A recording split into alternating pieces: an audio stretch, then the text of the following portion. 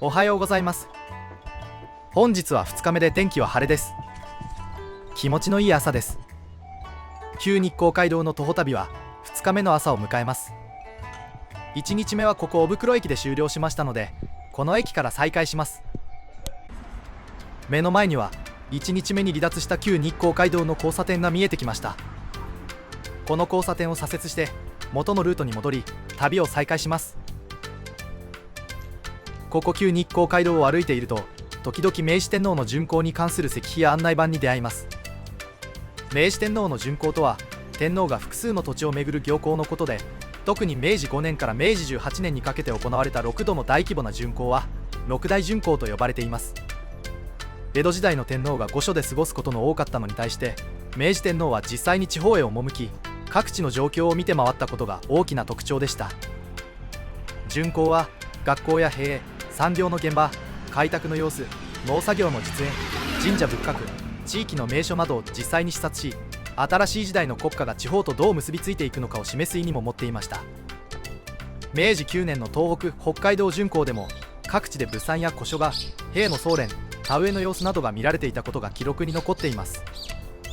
巡行には主に馬車が使われていて、宮内公文書館の資料によれば、明治天皇がお召しになった御両4人乗り割り幌馬車は、明治9年の東北・北海道巡行をはじめ、複数の巡行で実際に使われていました。区間によっては馬も使われ、さらに帰路では東大巡視船明治丸に乗って横浜へ戻ったことも確認できます。つまり長距離の移動は馬車や船などを使い、現地での視察の場面で降りてご覧になっていたと考えるのが自然となります。そして明治丸で横浜に無事にご帰着された7月20日を記念した海の記念日が、今の海の日、7月の第3月曜日の由来となっています。この巡行の具部員もそれなりの数になります。明治9年の東北・北海道巡行では、研究資料によると岩倉智美や木戸孝允らを含む具部員はおよそ230人でした。また明治11年の北陸・東海道巡行では、政府要人300人余り、経営400人余り、その他を合わせて総勢800人余りという、さらに大きな一行になった記録もあります。巡行とは、天皇とともに政府高官や知事、経営、役人などが動く数百人規模の国家的行事だったのです。こうした巡行で宿泊や休憩のために使われた場所は安西所と呼ばれました。旧街道筋では、本陣や脇本陣だった家、あるいはそれに準ずる有力な家が安西所として使われることが多く、宮内公文書館でも旧日光街道脇本陣だった小山の高橋家が安西所になった例が確認できます。つまり明治になっても江戸時代の宿場町の格式ある施設や家がそのまま巡行の受け入れ先として機能していたわけです。話の途中となりますが、前方に国道4号線が見えてきました。立教入口交差点で旧日光街道は国道4号と合流します。小袋から進んできたこの旧日光街道は歩道がほぼない状態だったので、歩くのに少し不安を感じました。まだ早朝でもあったため交通量が少なかったのだと思いますが、日中帯の交通量はどれほどなのでしょう。国道に合流して歩道が確保される道となり、安心して歩けます。この越谷宿から春日部宿の区間でも、明治天皇は実際にこの道を通られています。明治9年1876年6月2日、明治天皇は東北・北海道巡行のため東京を立ち、その日は草加の大川家を安西所としました。翌6月3日、草加を出発すると、蒲生で馬車を止めて田植えの様子をご覧になり、その後大沢松で小休を取られています。さらに午前10時40分ごろ春日部に到着し、三枚橋地区の竹内彦右衛門宅で昼食を取られました。この竹之内家は幕末期に本陣を務めた旅籠高砂屋旅館で、春日部市の案内では脇本陣として紹介される地点でもあります。また話の途中となりますが、今度は国道4号のキロポストが見えてきました。 30km と書いてあります。日本橋から 30km の地点となります。次の宿場となる春日部まではあと 5km です。そしてこの歩道の目の前に道路標識がかなり低い位置あるように見えます。浅間台駅と書かれた案内標識です。手を伸ばすと届きそうなくらいです。浅間台駅の案内標識から数分進んできたところに橋があります。この橋を渡ったところに見えてきたのは春日部市の標識です。ここから春日部市に入ります。初日にたどり着きたかった場所です。でも春日部宿まではまだ距離はあります。そして次に見えてきたのが竹里駅の案内標識です。春日部駅の2個手前の駅となります。春日部宿の入り口まではまだ4キロほどあります。1時間くらいはかかりそうです。そういえば一里塚の間隔が4キロというのもなんだか都合が良い気がします。少しゆっくりした歩きだと4キロは1時間くらいで歩けるので、距離と時間の目安になります。話を戻します。越谷宿から春日部宿にかけての道でも、明治天皇の休憩や食事には江戸時代の宿場町の中枢を担った家が使われていたことになります。このことからも明治の巡行が江戸時代から続く街道と宿場の仕組みを受け継ぎながら行われていたことがよくわかります。そして旧日光街道沿いに立つ明治天皇の石碑もこうした立ち寄りを後世に伝えるためのものです。ただしこれらの石踏みは全て同じ人や同じ組織が一括して建てたわけではありません。地域ごとに地元の町村や関係者が明治天皇が休憩宿泊した場所を検証するために建てたものが多く、昭和初期にはそうした成績を記念する石踏みが各地で整えられていきました。また話の途中となりますが、目の前の道路標識には宇都宮 77km、 富山 47km、 古賀 33km とあります。今日は古賀までは進みたいのであと 33km、 先は長いです。右側に一里塚跡があります。便も一里塚跡です。8番目の一里塚となります。一里は約4キロなので日本橋から約32キロの地点となります。便も北交差点の目の前にあります。一里塚を過ぎてすぐのところに今度は一ノ割駅の案内標識があります。春日部駅の1個手前の駅まで来ました。ここから春日部宿の入り口まではほぼ直線となります。この辺りで時間は6時50分くらいで、小袋駅から歩いてだいたい1時間が経過したくらいです。一ノ割駅入り口交差点です。ここから駅までは少しだけ距離がありそうです。話を戻します。例えば草加では昭和9年に草加町が記念碑を建立したことが確認できます。こうして見ていくと明治天皇の巡行とは単なる通過ではなく、地方を実際に見て回る国家的な大視察でした。移動には馬車や船が使われ、同行した一行は数百人規模。宿泊や休憩には本陣や脇本陣だった家が安在所として使われ、旧日光街道の宿場町は明治になってもなお重要な役割を果たしていました。この道に残る石碑や史跡は江戸の街道が明治の新しい時代にも確かに生きていたことを今に伝えて、東武野田線の案内標識が見えてきました。野田線の高架橋をくぐると春日部宿の入り口はすぐそこです。目の前に道路標識が見えてきました。旧日光街道は県道2号の左方向に進みます。広い歩道は嬉しいです。この一宮交差点を渡って左方向に進んでいきます。案内板の番号が2からとなっています。1は先ほどの道路標識の右側にあった八坂神社でした。こちらは春日部宿巡り案内板の2、東洋寺と玄徳寺のある場所です。この一帯はかつて新神殿と呼ばれ、宿場の中では比較的新しく開けた場所でした。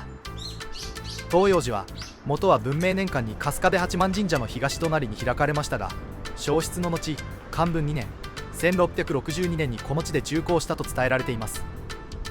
向かいの玄徳寺もまた春日部宿の歴史を今に伝える寺の一つです。そして次に見えてくるのは脇本陣跡です。春日部宿巡り案内板の3、脇本陣跡です。文化会館前交差点の付近にはかつて水路があり、3枚の板石の橋が架けられていたため、この一帯は三枚橋と呼ばれていました。脇本陣は大名や高僧が宿泊休憩する本陣の予備施設です。はじめは中宿の蓮沼屋庄兵衛が務めましたが、天保元年1830年からは旅籠屋を営んでいた高砂屋竹之内家が務め、嘉永2年1849年から幕末までは本陣となりました。明治になると明治天皇の東北巡行の際にご昼食所としても使われ、宿場の重要な場所であり続けたことが分かります。ここは本陣跡となります。本陣は宿場町の中でも最も格式の高い施設で、大名や高僧、公用の通行者たちが宿泊や休憩に使いました。春日部宿の本陣は時代の中で何度か場所を移しながら受け継がれ、最後は竹之内家が務めました。春日部宿が日光道中の中でも重要な宿場だったことを感じさせる場所です。公園橋西交差点の一角に春日部宿について説明されている解説板が設置されています。ここは問屋場跡です。問屋場は公用の旅人や荷物を運ぶために人足や馬を手配した宿場の重要な施設でした。春日部宿では人足35人、馬35匹の常備が課せられていたといいます。宿場町の表からは見えにくい実務の中枢を担った場所でした。目の前にはかなり時代を感じる建物が見えてきました。こちらは長島商兵衛商店さんです。公式サイトによると創業は慶長年間、現在の本店所在地でおよそ400年にわたって米穀業を営んできた老舗とのことです。20代にわたって商いが受け継がれ、今の建物も明治初期のものとされています。旧日光街道沿いに残る春日部宿の商いの歴史を今に伝えている一軒となります。見えてきたのは浜島家住宅土蔵です。元米問屋の座敷像で明治前期の建築とされる旧春日部宿の数少ない遺構となります。外壁は黒漆喰塗りで、三瓦葺きの屋根や鬼瓦などにも関東地方の土蔵造りらしい特徴が残っています。春日部市の案内では戦前まで里屋の屋号で米国商を営んでいた浜島家の土蔵とされ、1階は座敷、2階は使用人の部屋兼倉庫として使われていたと紹介されています。旧春日部宿の商家の面影を今に伝える大変貴重な建物です。こちらは考察場跡です。この場所はもともと日光道中と寺町通りが分かれる三差路で人も集まる要所だったことから、幕府の触れ書きや法令を掲示する考察場が設けられていました。現在は交差点の風景になっていますが、かつては宿場町の情報が集まる大切な場所だったのです。こちらは新町橋とか三木象菓子跡です。新町橋は江戸時代には大橋と呼ばれた板橋で、古利根川に架かる春日部宿唯一の橋でした。そしてこの上流には上木象菓子という船着き場があり、米や生活物資を運ぶ小型の高瀬船などが行き交っていました。ここは春日部宿が街道の宿場であると同時に舟運の拠点でもあったことを伝える場所となります。上木象菓子石垣跡地はとても分かりにくい場所にありました。新町橋の上流には江戸時代に上木象菓子と呼ばれる船着き場がありました。ここでは古利根川の水量が多い時期に小型の高瀬船などを使って米や生活物資が運ばれていたといいます。つまり春日部宿は街道の宿場町であるだけでなく、川の交通ともつながる物流の拠点でもありました。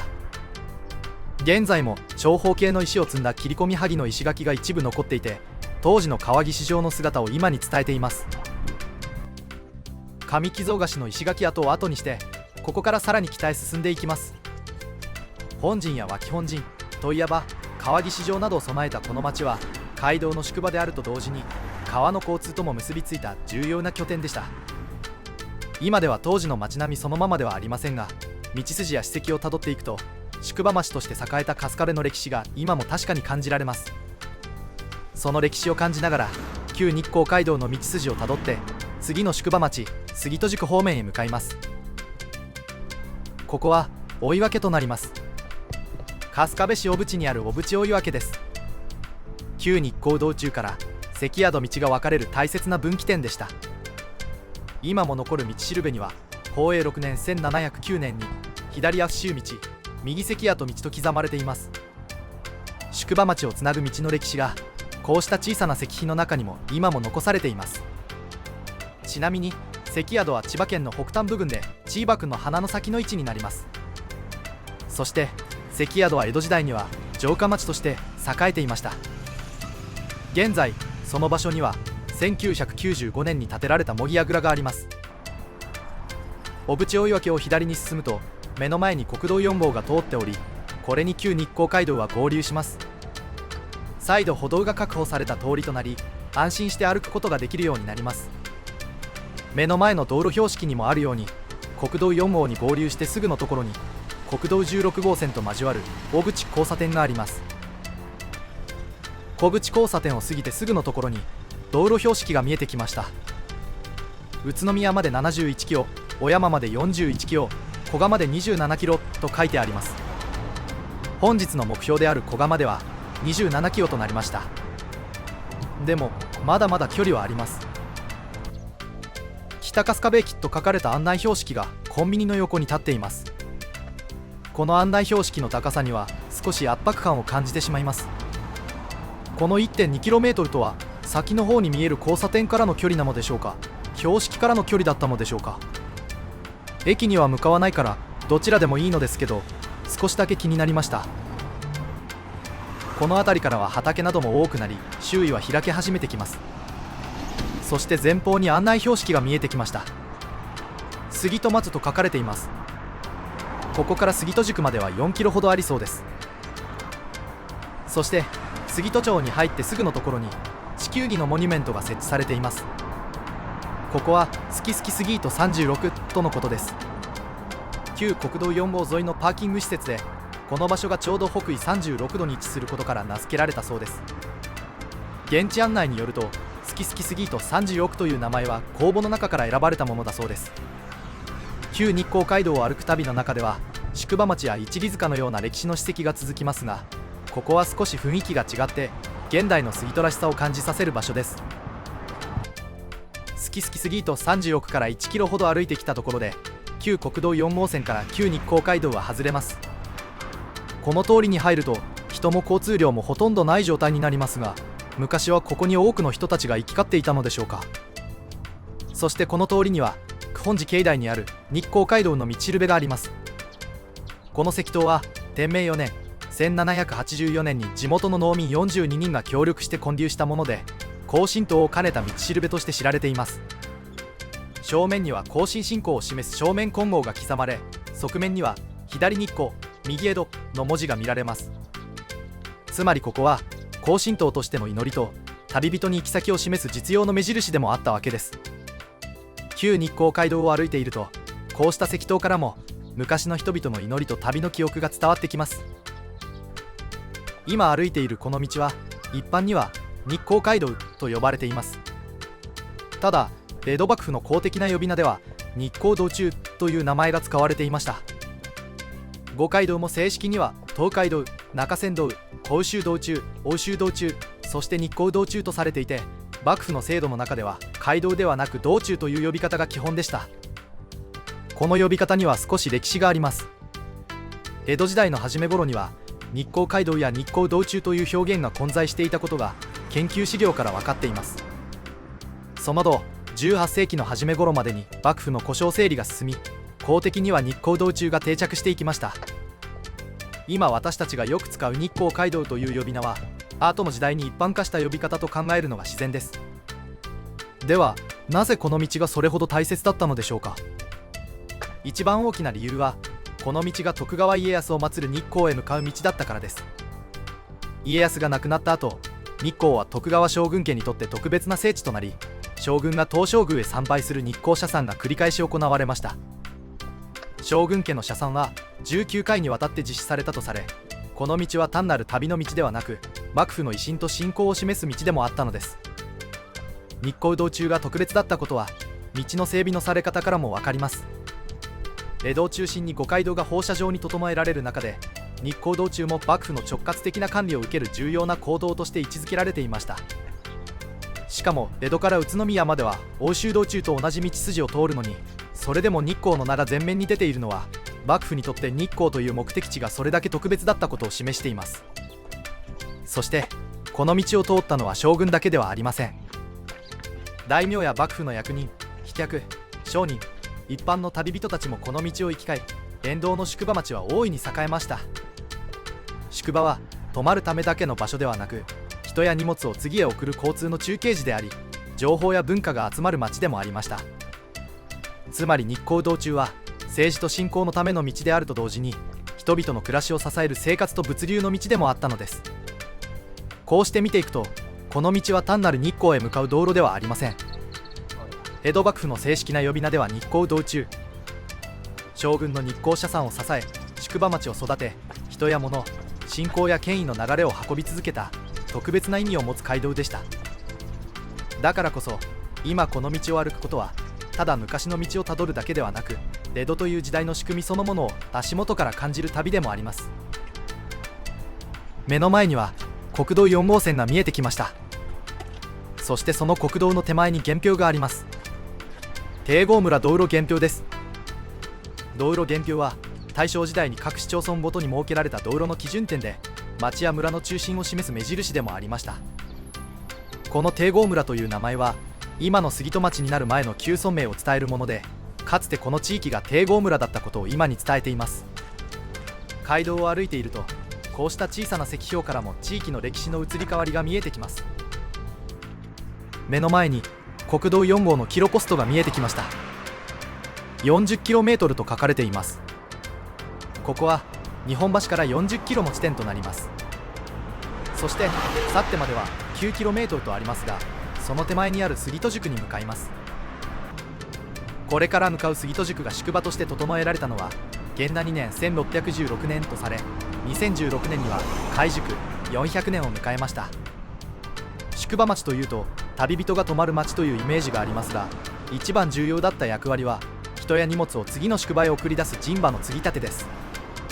そのため宿場には問屋場が置かれ、杉戸宿では常備する人足が25人、馬が25匹と定められていました。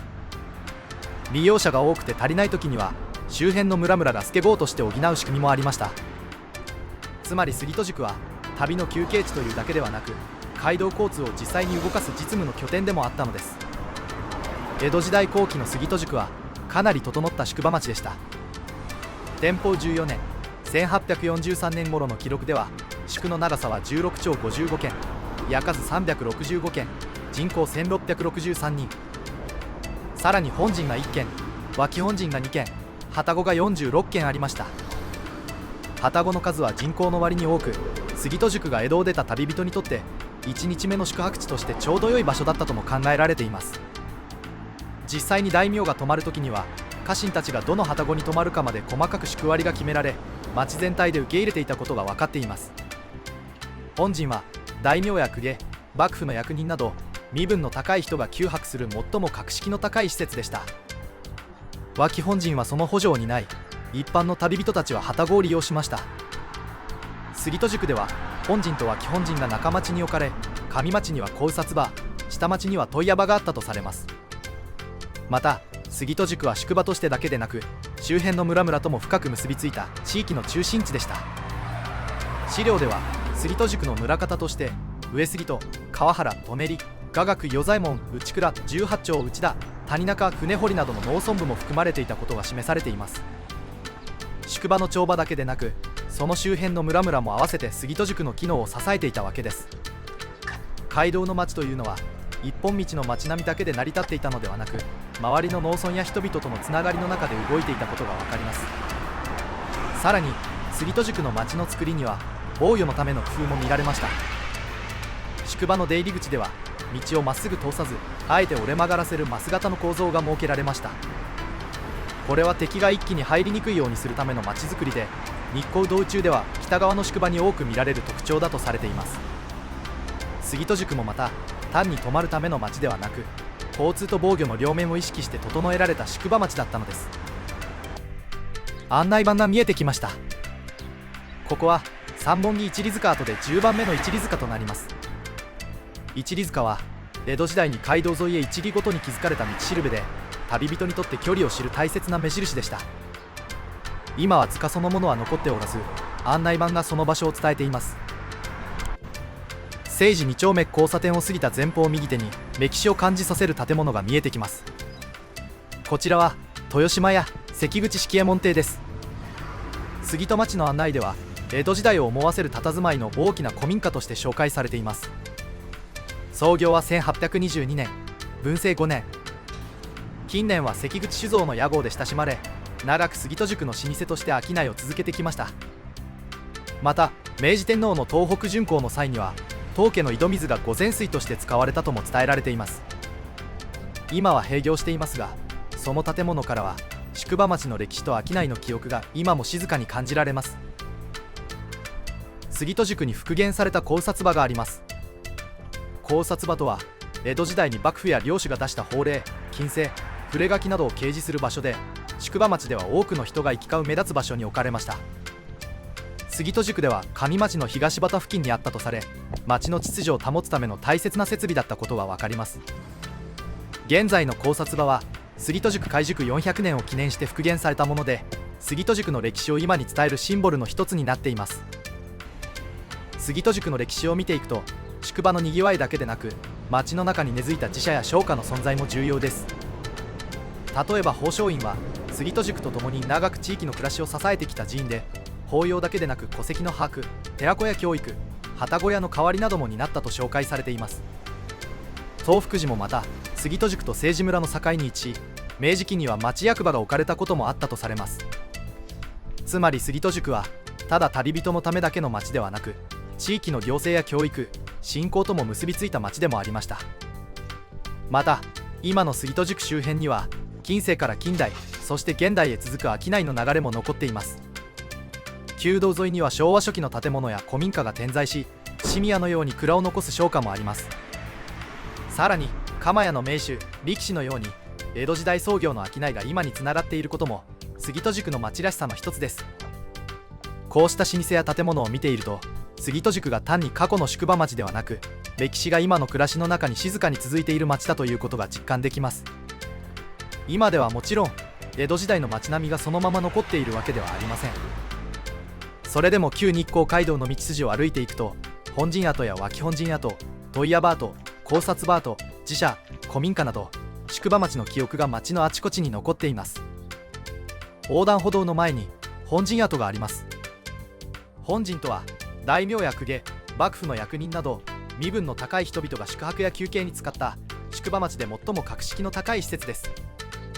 杉戸宿では長瀬家が長く本陣を務めていたことが杉戸町の案内で紹介されています。